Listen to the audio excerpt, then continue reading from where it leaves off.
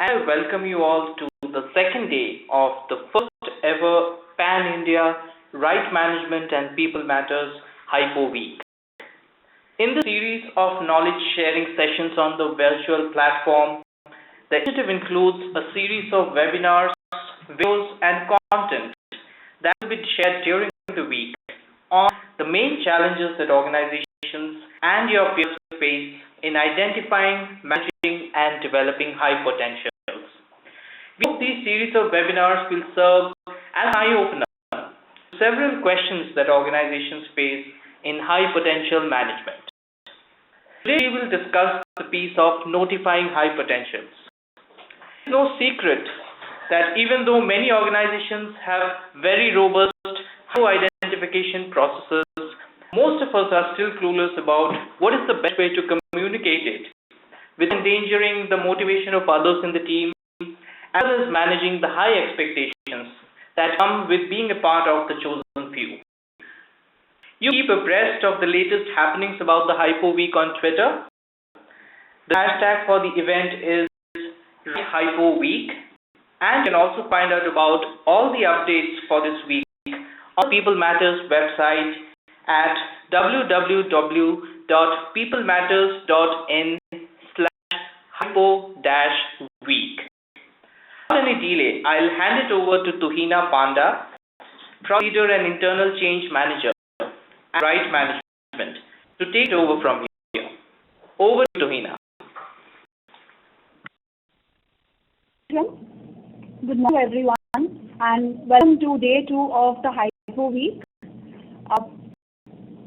Vikram shared, we will today be covering the topic of notifying high potentials.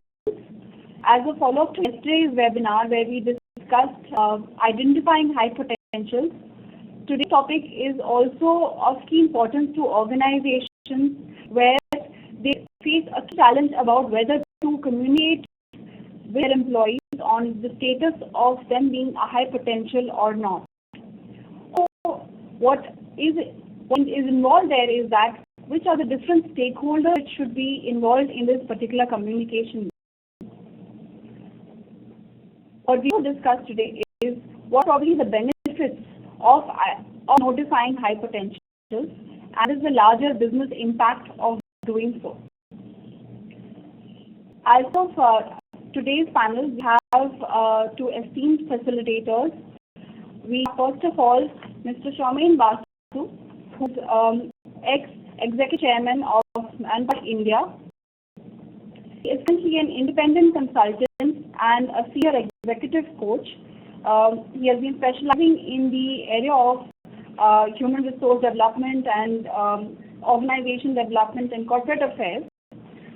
He has also previously worked with Standard Chartered, A.N. Grindlays and State Bank of India. And a career of over 33 years. It's a great pleasure for us to have Shaumen on board today. We also have with us today Charlie Mukherjee, who is country manager for the India region of Right Management. She is a and talent management expert, specializing in the area also of talent assessment, where she also holds joint responsibility of heading the India region as practice leader for the Talent Assessment Center of Excellence.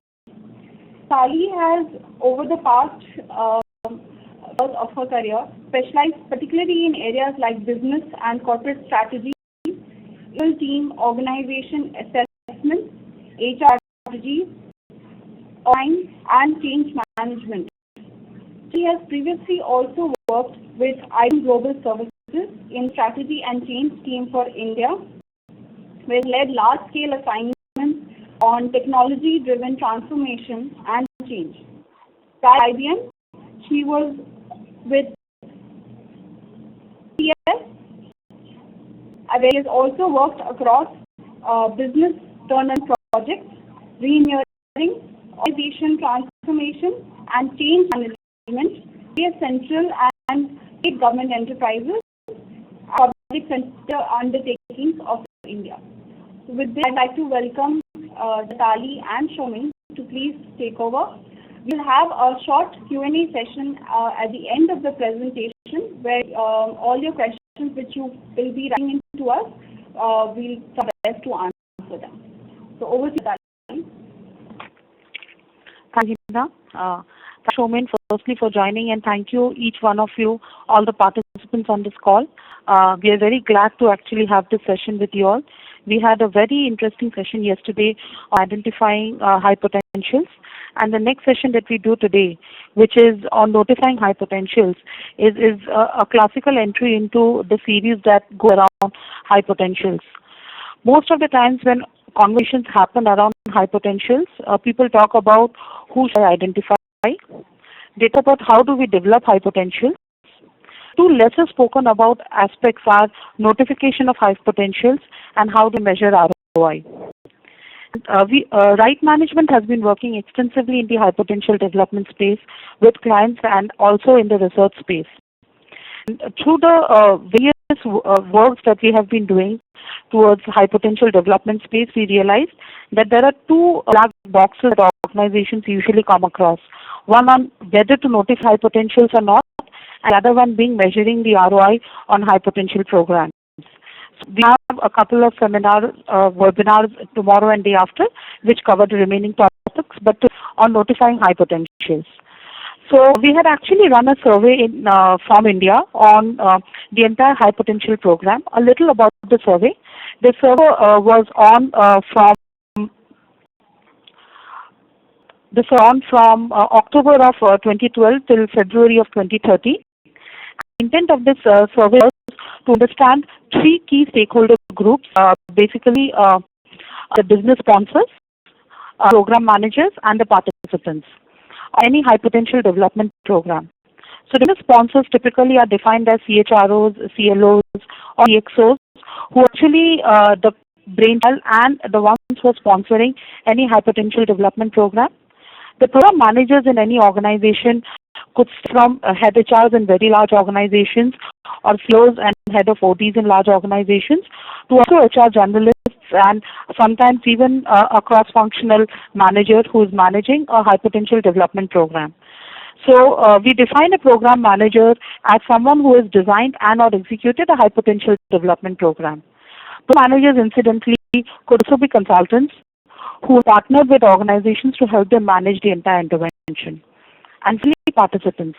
So the participants are anyone who has been identified as a high potential and has gone through a high potential development program. So we run series of questionnaires around these three stakeholder groups to basically understand what they thought about a high potential development development program, and what was their experience around each one of them. So we bring to you responses to few critical questions which can get mapped to notification of high potentials.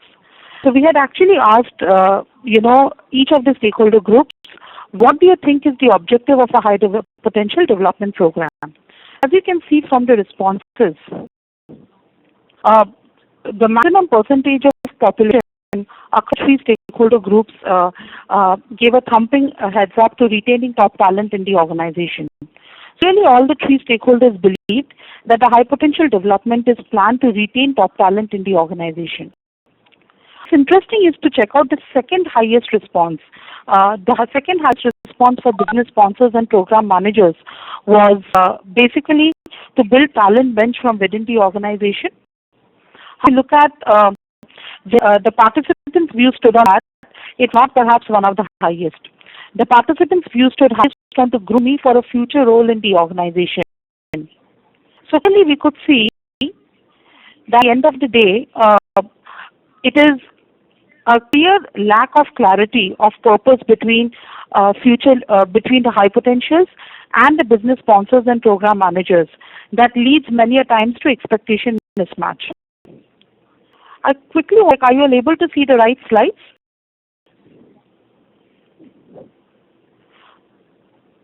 Is she able to see the right slides? Slides are not moving on their own. That much I can see on my screen. So I'm just following the presentation and moving through. Because I have been moving the slides on my system. So I actually asked Vikram in that case to move the slides. Yeah, that may be good.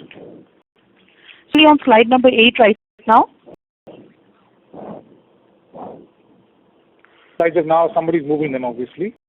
Yes. Slide number 8 Fine. is what we're on. Right.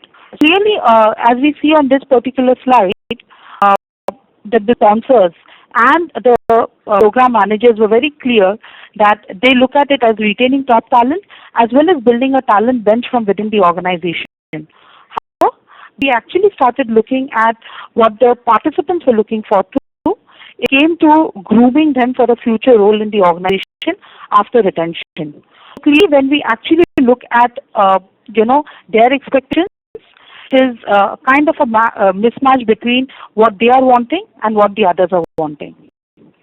Second question that we had tried to ask was, are the high potentials retained?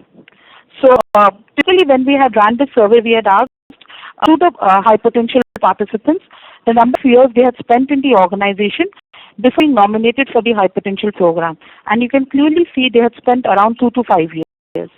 However, when we look at how many years they actually spent after completion of the year program, you can see it was less than 2 years. It was very interesting, at the same time alarming data that really get us off our feet. So what is it if everybody believes that retention of top talent is the number one reason? At the same time, after going through a high potential development program, they choose to quit in less than 2 years. So I correlate the data from the two slides, and of course there was a lot of other data that helped us draw this inference. It was clear lack of clarity of purpose. So why am I entering the program? Why am I being sent to this program? Is something that came in the way of deciding whether I'm absolutely happy with it or not. The next question that we had tried to ask was, what are the key objectives as for participants post a completion of the program? I actually came to that. It's again a very interesting one. So I can see from the data over here, the number one response was better understanding of my strengths and development needs. But at the same time, clarity of career prospects and options within the organization, one which was not one of the highest. So if I, as the participant, entering the program with the objective of getting clarity on career prospects, I get a better understanding of my strengths and development needs, but the absence of seeing direction around where I'm going or having any kind of assurance, I start to see outside the organization.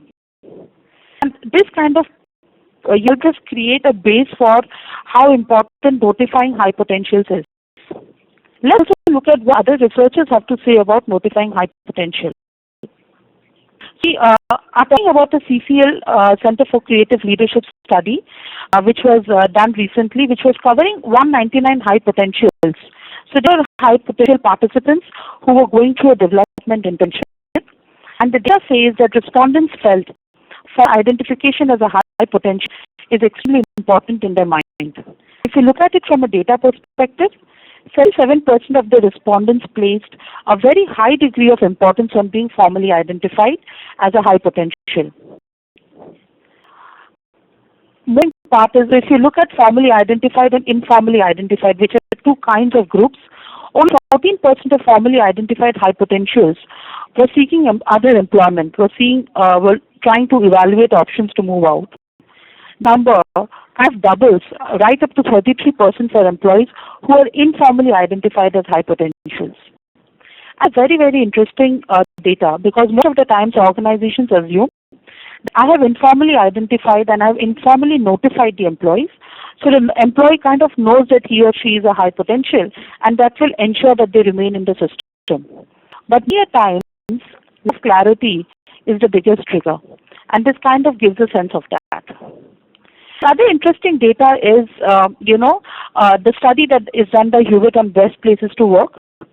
63% of the top digit growth companies notify high potentials compared to 42% of single-digit growth companies.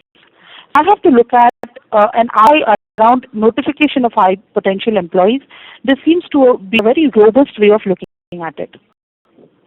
We have looked at some of the research that Wright had done, some of the research that some other firms had done. Let's come to a very important conversation on key considerations around notifying high potentials. So now we talk about notification considerations. I would like to share 4 key levels of notification that any organization has. So level 1 is complete notification. This organization notifies each and every employee of their potential position. So for those who had actually joined our webinar yesterday, we spoke about the ways of identifying potential on a 9-grid, 6-grid, 4-grid. And depending upon what the organization follows, this is where your potential employees are placed. You notify each employee, the high potentials as well as others, of where they are placed. So we call it the potential position. The first level of notification. This level of notification is where you notify all high potentials of their potential position. So you make a distinction.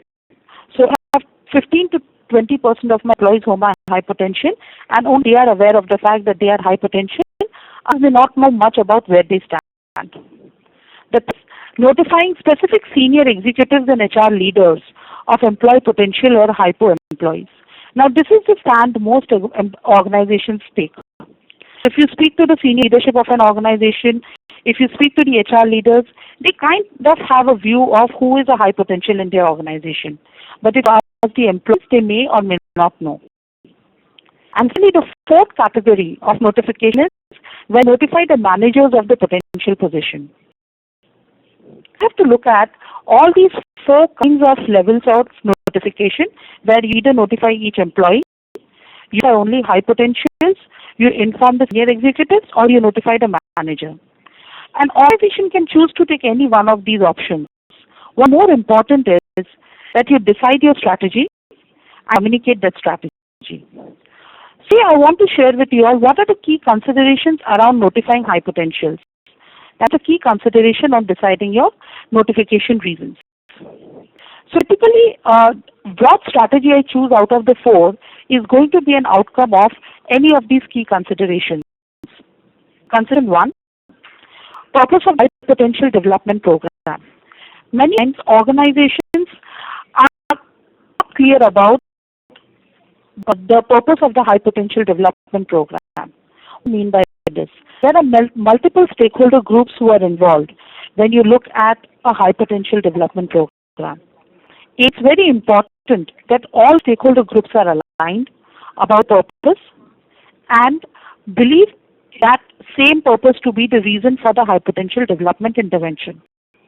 Many times when there is inadequate communication, the purpose of high potential development program doesn't happen. The important consideration to decide any one of the 4 strategies is business sponsorship. Inadequate business sponsorship that is required to put a program is a program that is being pushed by the HR of the organization, global organization, is a local initiative. This is a local initiative. We'll be able to give it the adequate business sponsorship that I require. Such a situation, again, deciding 1 of 4 strategies is all that I have to make around my situation.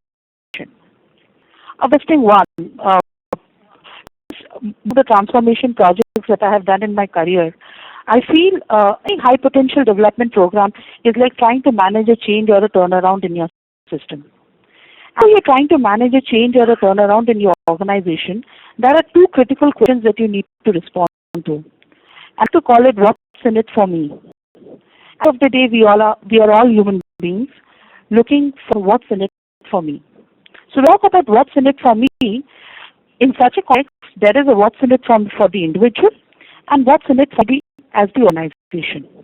So we talk about what's in it for me as an organization, and we talk about notification. It becomes very, very important to understand how we clarify the outcomes we want to derive. And outcomes from a high potential development program are not just people, it's also business. Have we clarified what is it that the organization's key takeaway is going to be from the high potential program? So typical business takeaways could be, we want to map these people to key goals or key projects, want a company new intervention that needs to be run, and we need to fuel my high potentials in that order. To find you, what's it that we decide as the purpose of my high potential program actually decides What is it that I'm going to do with the high potential? Next comes, what for me as an individual? So if the high potential who is going through the development internship, clear about the career path or the development path that you want to offer to the high potential. Because it's a fact that high potentials are perhaps our best bet in the system. And that's what always has a lot of questions. So to be able to respond to their questions becomes very important. Many times when organizations don't have sufficient responses, they do not know how do they actually speak to them. Talent maturity. This is a question that often comes up when we are speaking on the hypo development space with various clients. They keep saying, at the end of the day, I don't know if my talent is matured enough to handle it. This is where the responsibility of the organization comes. High potential development, like we heard in our webinar yesterday, is a development at every level, starting right at an individual contributor level. So you cannot expect to have the same level of maturity in the talent across all levels. But as an organization, I have selected them as my high potential. My ability to build a talent and help them understand the expectation that the organization has from talent is very, very important. Next comes leadership maturity. Is leadership in my organization that is handling this talent mature enough to give the right message and also keep them motivated enough? From talent maturity mean whether they can handle the fact that they are high potentials, and for leadership maturity we mean the ability of the leadership to keep this talent motivated enough. Because I am the high potential and I know I am the high potential, I always expect a little extra. So is the leadership clued on to this understanding and understands that we have already notified this employee, he knows he is a high potential. If he or she doesn't get to see that demarcated difference, it's going to disillusion the talent. And finally, the last one, around considering your key strategies, the organization culture. And again, the organization culture has two clear seats, the current and the future culture. The culture is around what is there in my organization today. When at the current culture in my organization, many a times as an organization I start thinking, maybe this is something that I really think is the right time for me to notify high potentials. An important question at that stage is the culture you want to continue in your system? And if not, it's very important for us to understand the future culture that I'm trying to build, what the current culture that I have, a notification of my high potentials help, and what is the expectation and commitment I want to build from my high potentials. Whenever there is a culture change which also has a business impact, your high potentials become all the more important. And your strategy around potentials and hence whether you notified him or not becomes very important. So simply put, I like to say around the 4 key strategies that I shared before coming on to the slides, these factors decide what out of the 4 strategies you will pick up. We saying notification of employees is the only way to be? We are not. What we are trying to say is every organization's reality is different.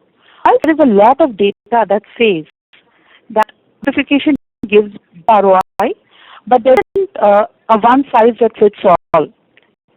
There are options around what you would want to do from a notification perspective, and every organization will have to measure its status vis-a-vis some of these key considerations. Now look at some advantages of notification. So some of the advantages very clearly are clarity of purpose for the employee resulting in greater retention of top talent. So you have already told, so if you take 2 groups of employees, one is absolutely aware that they are high potentials, and then there is the other group which assumes because the signals that it gets from the organization. Even in places where we have not notified, the organization does try to give a signal to those people, right? We give better opportunities, we'll try to give them responsibilities. But the moment the group which knows that they are high potential, it is much easier to have clear career conversations and growth conversations on the pretext of top talent. Absolutely greater ability to develop high potentials because with clear expectations that can set. So once we have told them they are high potentials, you can set clear expectations. You're able to measure results better. because you're able to tell them what you're doing and why you're doing. It's easier to implement development interventions because the moment you have notified them, you're able to hold them accountable, or you're able to hold the managers accountable and the sponsors accountable. Foundation around career movement and job assignments becomes that much easier. And finally, on an overall it's much greater accountability for the high potentials because you're able to set the right balance between what you give to the high potentials and what we expect from the high potentials. And some of the challenges that we need to keep in mind. So when I look at these challenges, I would like to share with you all, these are not the all-encompassing challenges, and not necessarily all these challenges will be something that we'll all have to grapple with. It's about being aware of these challenges and finding a way out, because not necessarily all of these challenges will risk your high potentials. So of course we always think if you notify them, we have the fear of creating a group of elites or aloof group in the organization. I like to call it creating an alumni status. If you change it from being an aloof or an elite group to an alumni status, you have completely changed the status in itself. The impact of notifying on others, engagement of other employees. I would like to view it as if I have notified 20 people and it is not a permanent position, I have a lot more people who want to become part of that group, who would want to become part of that alumni. Career advancement concerns of other employees. Of course, others will start thinking, what about me? So the response could be, when do you want to get to become part of the high potential group? An important one, which often crosses the minds of the HR fraternity, is mapping expectations of high potential who've already been notified in wake of changing business needs. Suppose the roles get redundant. In organization setup, if I have developed high potential for a role and suddenly the role gets redundant, I have one common statement to make on that. A, you never develop people or hire people also for a role. You hire and develop them for an organization. B, no high potential position is a permanent position. Business status has changed, challenges will change, and hence the expectations will also change. And hence the communication that I do with my high potentials is very important. The range of bias playing a role in the selection, or at least a perception of bias, which is something we will need to deal with, we'll need to clarify only through good, well-planned communication of the process. Another question that we hear is, he is a high pot, but he's yet not there. The moment he or she comes to know, the person will become difficult to coach and give feedback. Now, where I think making 2 to 3 things very clear. Number one, you are high potential today, but that does not mean you have all that it takes to become an XYZ position holder. Second, certain development needs that you have right at the start. And number 3, you need to develop constantly to be part of this pool. A thing challenge that we have seen organizations put on the table is the moment employees are identified as high potential, their managers or the function has become very uncomfortable because they feel these people now be in high demand in the system. And I would say perhaps developing high potentials and moving them across the system is one of the best ways of breaking functional silos. Even if I look at these challenges, I really think they're actually, should I say, blessings in disguise. If we're able to think what we want to do around him, we'll have a much better solution in place.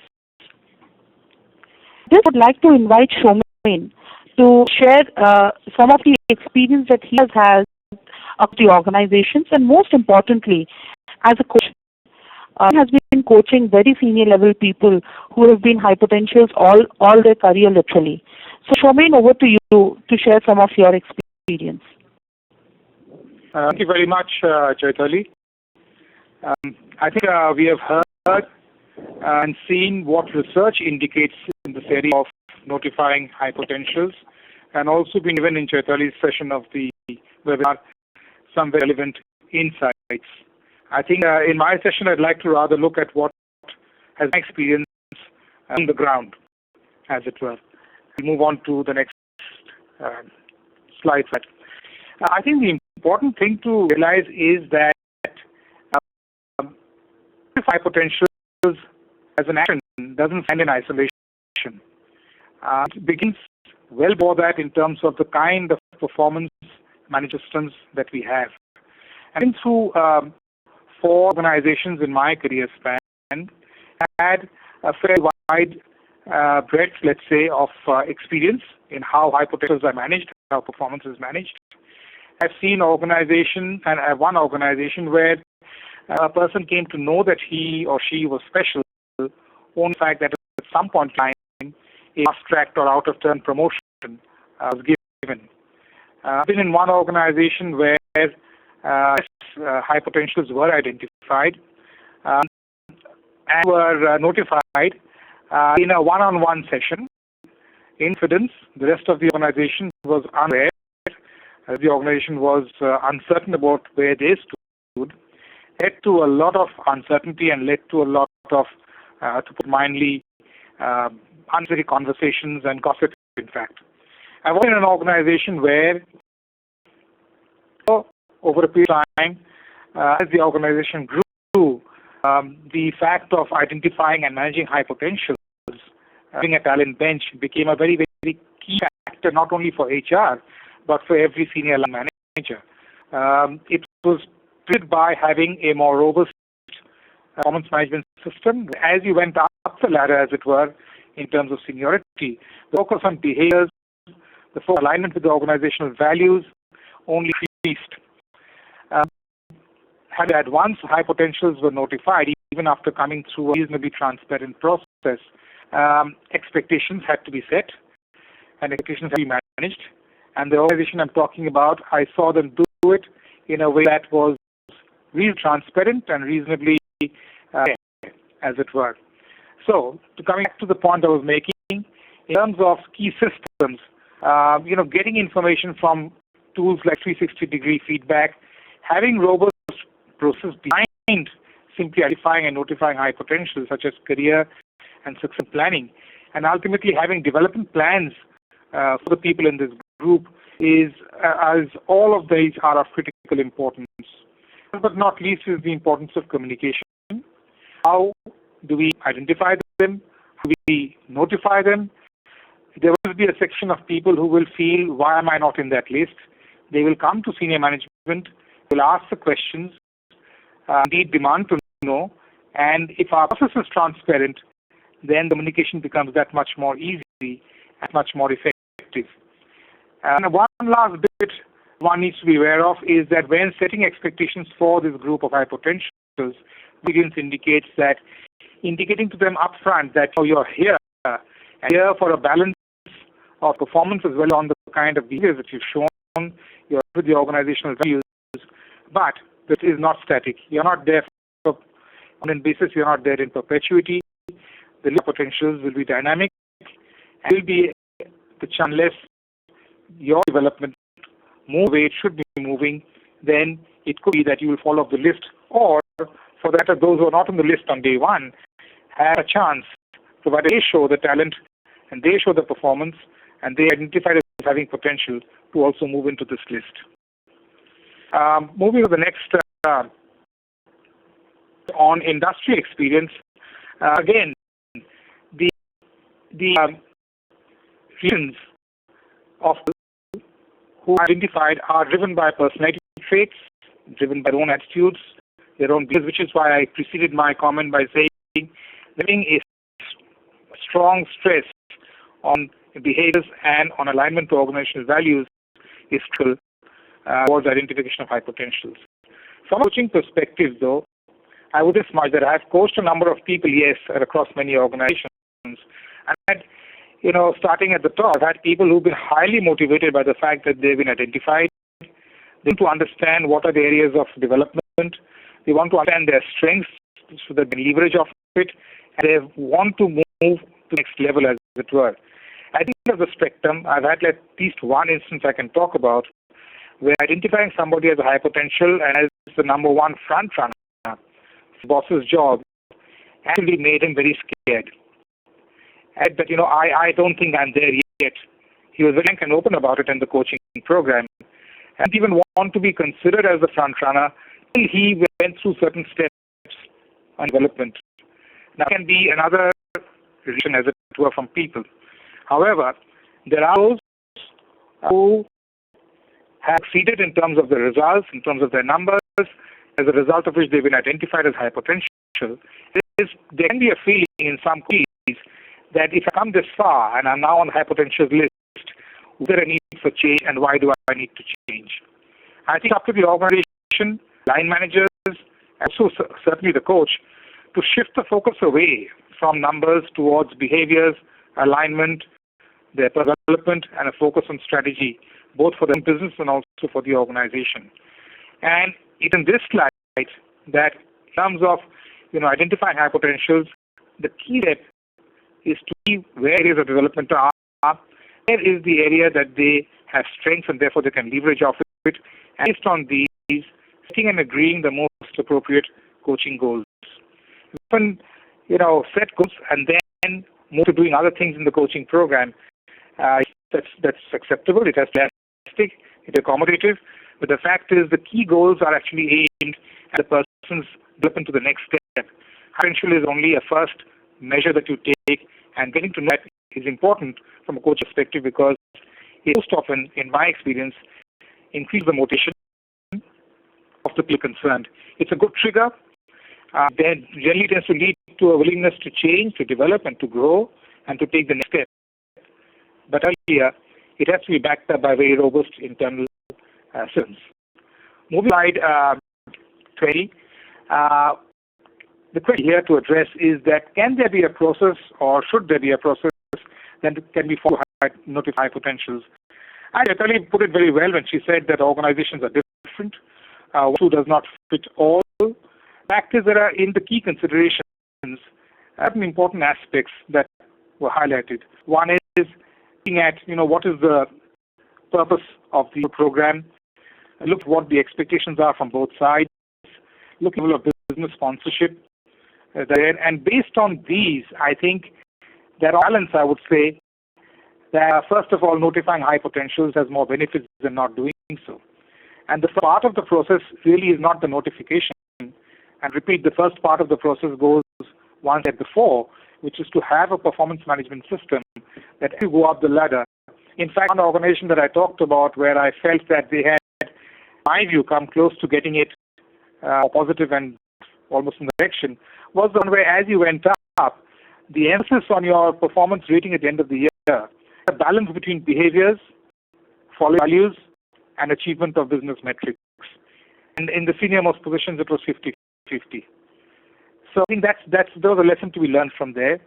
Having done all that and coming to the stage of communicating, yes, the first step is a one-on-one communication. There can be also a second level, which is by public direction. Again, the organization I'm talking about had the concept of global, country, business leadership teams. Each person identified fitted into one or more of these teams, and the reason why he or she was not in one particular team or the other was transparently explained. It is also explained to those who are not in the teams in terms of what they had to do to get there. And then this has to be followed up through, I've just used the term development programs, but it's a whole much of that an organization needs to do. Ensure that once the potential has been identified, this is backed up by a process whereby the areas of development are closely monitored and addressed. Opportunities are given for simple things across functional, across geography, assignments, special projects. The whole process is one of getting more and more that are special, but the things you have to do to remain special. And it also will gamut of expectations. Because why doesn't mean you're there in perpetuity. What are you expected to do? How are you expected to grow? How are you expected to develop and lead? And all this can be addressed through a concept of co-mentoring with the organization. I've personally seen the benefits of it. I've been somebody who's been coached and in turn mentored others in the organization, most of whom were a part of the high potential team, and see organizations now from the outside and find that there is a lot more with a part of people who are in high potential groups who are progress further towards going up in front of independent people who are not necessarily their bosses, to communicate what expectations they have from their situation in the organization. Last but not least, communication doesn't end with simply being the high potential person that you are in the list. For ongoing communication, it's a two-way communication process. Feedback has to be continually and constantly taken. Feedback to be given, not just at the time of the annual appraisal, but on an ongoing basis. That's what will make a success of this. So, in summation, in a nutshell, my experience indicates that the advantages to notifying most certainly than there are to not notifying. It has to be backed up by a very robust performance system, followed after notification by a robust development plan for such individuals. It's important to communicate and set expectations and to understand their expectations. This is not in perpetuity or permanent, and on constant communication on the two is will make for success of any such initiative. Thank you very much. I hand back to Hina and Chaitali now. Thank you very much, Shaumen, for sharing your experience. We'll now move on to the Q&A section. Some of you have written to us with your questions, and we'll try to address as many as we can. Start off with the first question.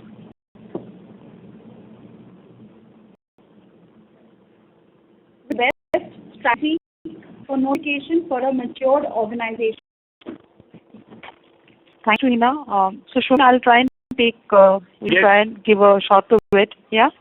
And I'll want you to fill it basis your experience. So, like I just mentioned, there are 4 strategies that organizations try and capture when it comes to notifying employees, and it all depends upon where they stand. Since we are talking about the best strategy for a matured organization, now, matured, the definition of matured can have multiple connotations, but I will go by the definition of matured being leadership maturity is intact, talent maturity is intact. We are clear about what we are wanting to derive from the high potential process, and we are also very clear about the career options that we can give to talent. And in such a situation, I will say go ahead and notify your high potential employees. And just high potential employees, go with the strategy 1 that I said out of the 4. Let your employees know where they stand on their potential position. Clarify it is not a permanent position, so talent will have to continue to prove that they are absolutely fine to be in that position and can be challenged further on to continue to be in that position. If you would like to add something here.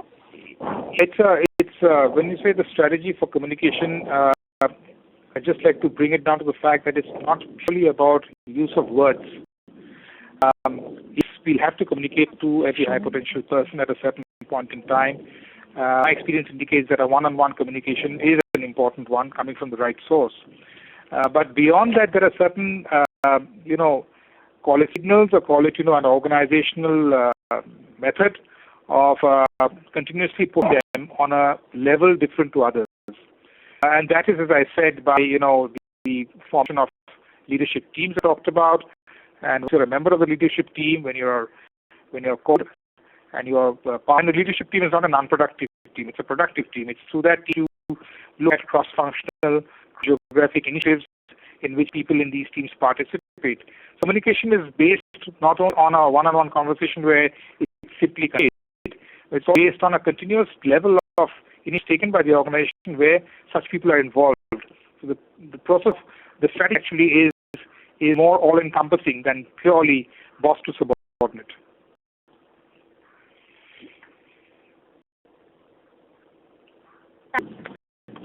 This question is, there will always be people who just miss to be identified as a high potential. Does telling them areas of improvement on how to be a high potential help is what we need to take care of.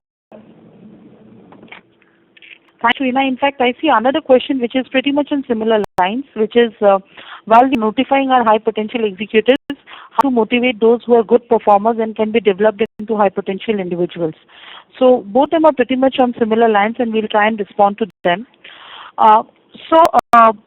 there are two things that need to be kept in mind. Number one, the entire organization and the system believe that the process of identifying high potentials is robust enough. Because the moment that robustness has been proved in the organization, there is enough commitment in the system for people to accept the high potentials as high potentials, and for the balance of the talent, they will look at whatever feedback is being given to them positively.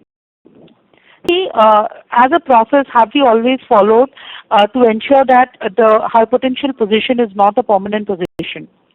It will also ensure that people have that belief that we need to continue to work and need to get into the required parameters of the organization to develop high potential individuals. And some of these aspects have been proven and taken care of in the organization. One-on-one feedback, like Shomin mentioned, to the employees who have been high performers and who can be in the high potential space can absolutely should be given on one-on-one basis.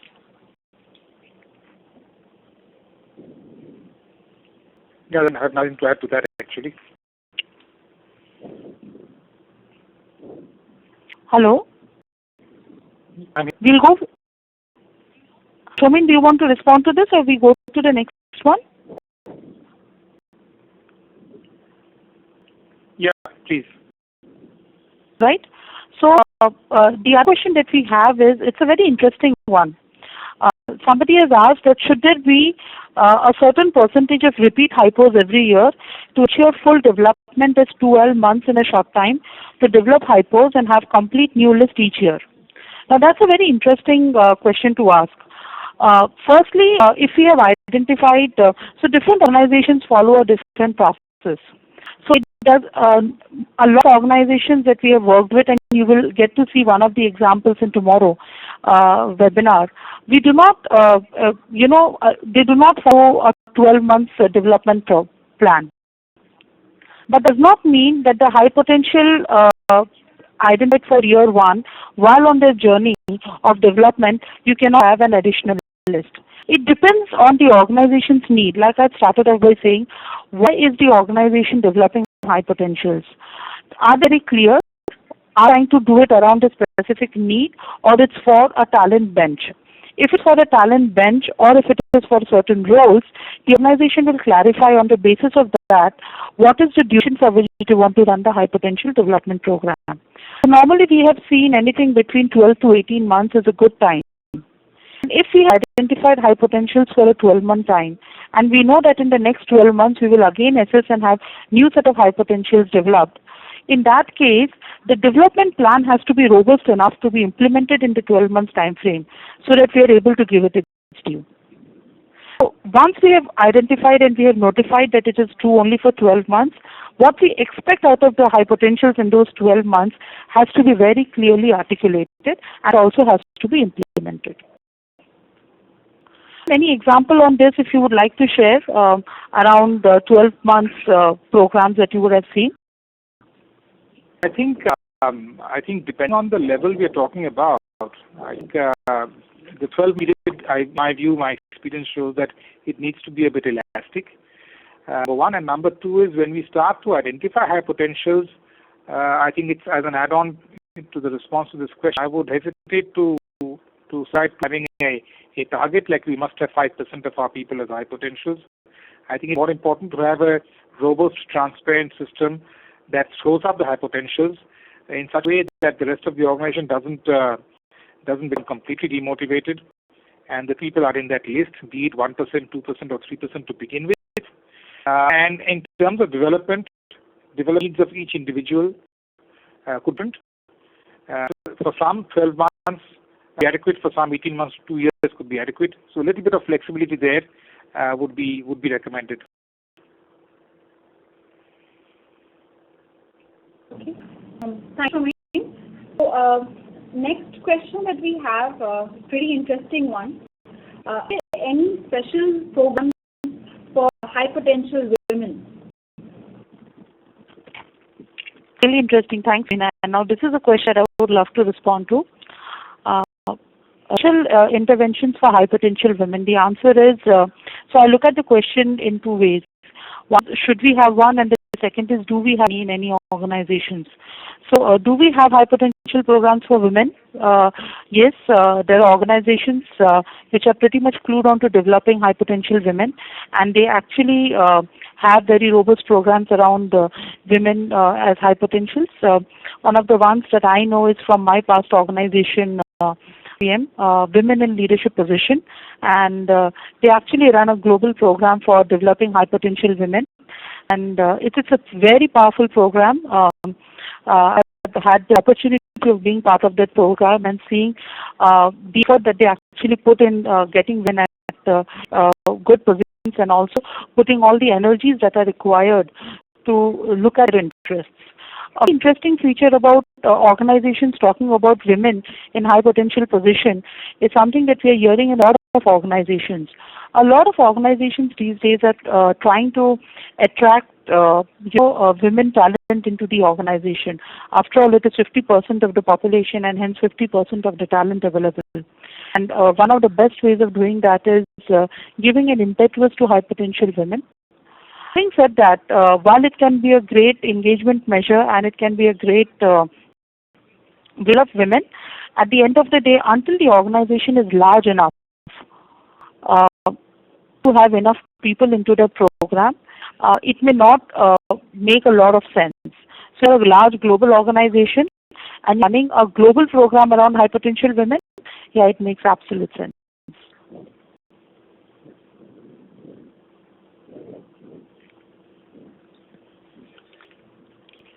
Thank you, Vitali.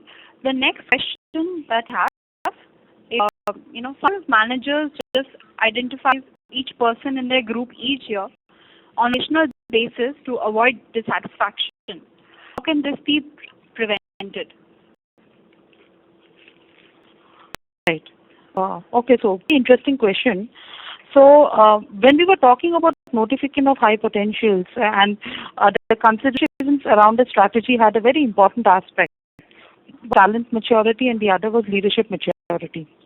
So I have a certain manager who is using a high potential program as their means to be a popular manager and manage engagement of his employees.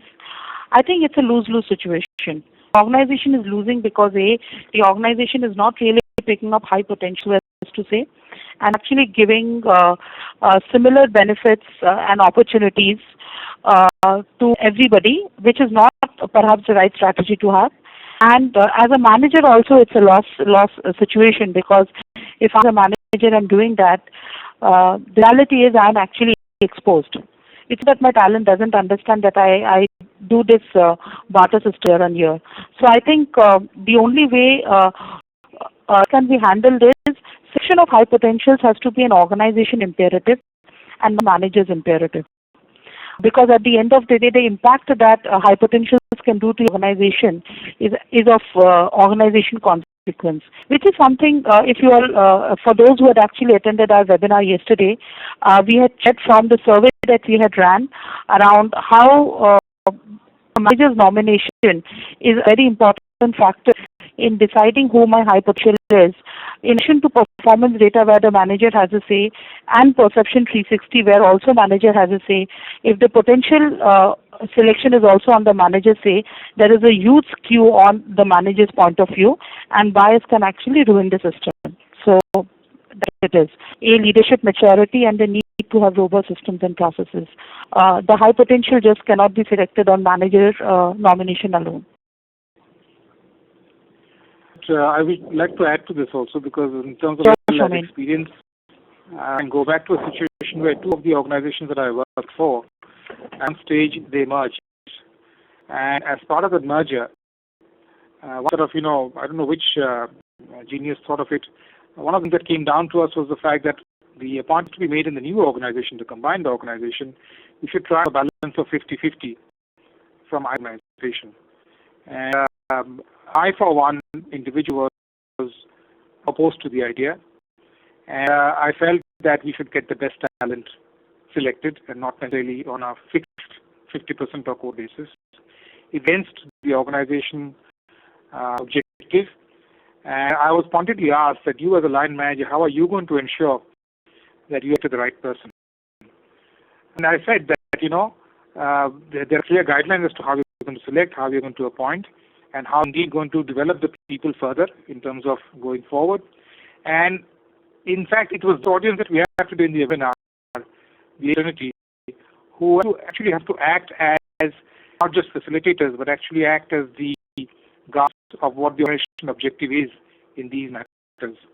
Sure that the line manager is not taking a soft approach or a weak approach, but taking the right approach based on the organization's priorities and objectives. Thank you, Sri. Thank you, Chetali. The next question is, what is the hypo program and development interventions, between 1 to 2 years, still at the nascent stage in the company? What is the best notification strategy then? Who has asked this question? It's a very, very interesting question and adds a different paradigm to this entire conversation. What if the hyper program and development intervention is still at the nascent stage in the company? So if you go back to the conversation that we had, and I was sharing the 4 strategies that organizations can have around notification. The strategies for notification were around the maturity and the situation in which the organization is, and not necessarily a hyper program or a development intervention. Because at the end of the day, depending upon the maturity of the organization's talent, depending upon the business need of the organization and the culture that we're trying to build, a hyper program, regardless of whether it's been going on for 5 years or whether it has just been begun last year, the notification strategy can be different. So 2 organizations which have been running a high potential program after 10 years can have a different notification strategy, whilst 2 organizations which have been running a high potential program for just started last year can yet have a different notification strategy. The notification strategy is dependent upon A, what is it I'm trying to derive? How confident am I about the systems and processes that are required in my organization to support it? And to what extent will I be able to clearly articulate what I decide to go ahead and communicate?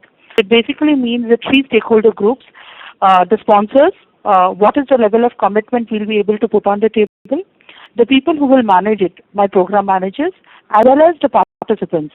To what extent I have clarity about what's in it for each one of them will decide what my notification strategy should be.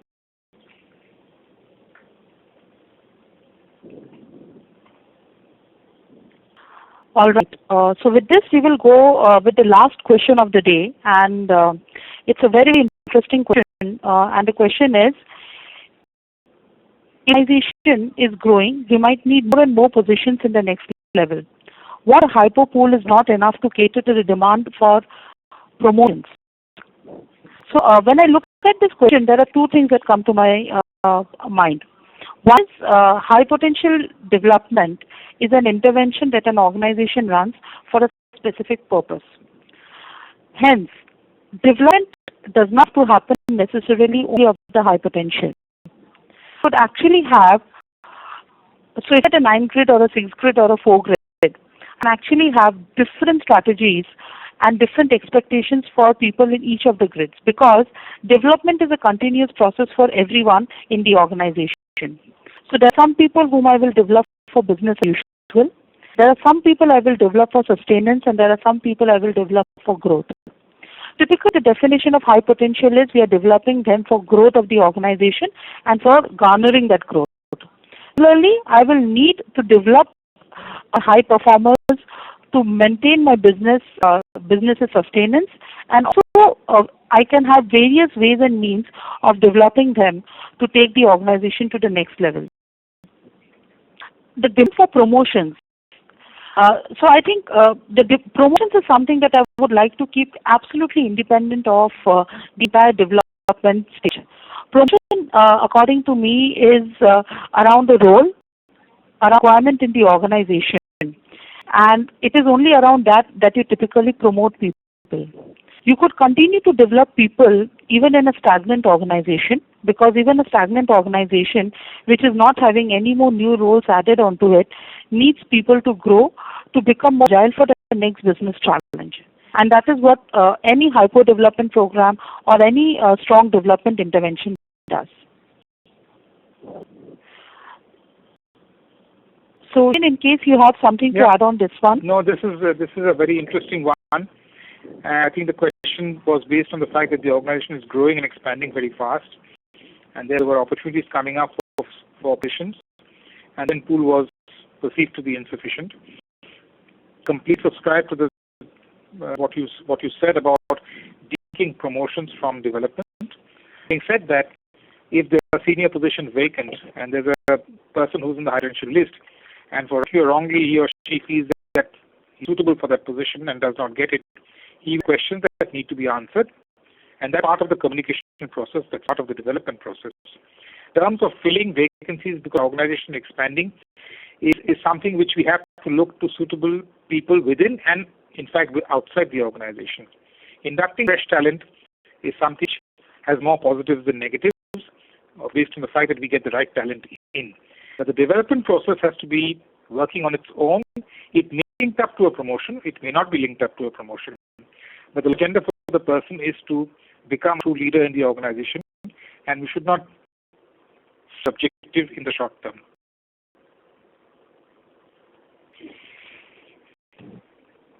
Thank you, Shomin, for answering that question. With this, we come to the end of today's webinar. I'd like to thank Chaitali and Shomin for sharing their thoughts with us. I know that a lot of you have also asked us many more questions, and we will try our best to answer them to you individually once we get the consolidated list. Some questions which also asked on measuring the impact of the program. How do you ensure that the hypo program is successful? So, for these questions, we will be answering, with the webinar on 16th of May, which is on Thursday, will actually cater to these questions that you have. So it will be great if you can join us on 16th. Today, I'd like to thank everyone who took time to join us and listen in. Tomorrow, we have the third webinar for the Hypo Week, which is actually on developing high potentials and understanding challenges around that process. Our facilitator for tomorrow will be Namrata Gill. She's Senior Manager for ODM Talent Management at Mahindra Automotive, and we will also have Chaitali join us again tomorrow from Right Management. So please join in. I hope you have all received a copy of your newsletter for today, and do look forward to the third copy for tomorrow morning. So thanks for everyone. Thanks to the People Matters team, and hope to see you tomorrow. With this, I pass it on back to Vikram. Thank you for everyone for joining in this webinar, and I hope to see you all tomorrow to discuss the very interesting and exciting topic of how organizations develop high potentials and what are the challenges associated with that. So I hope to see you all tomorrow. Thank you.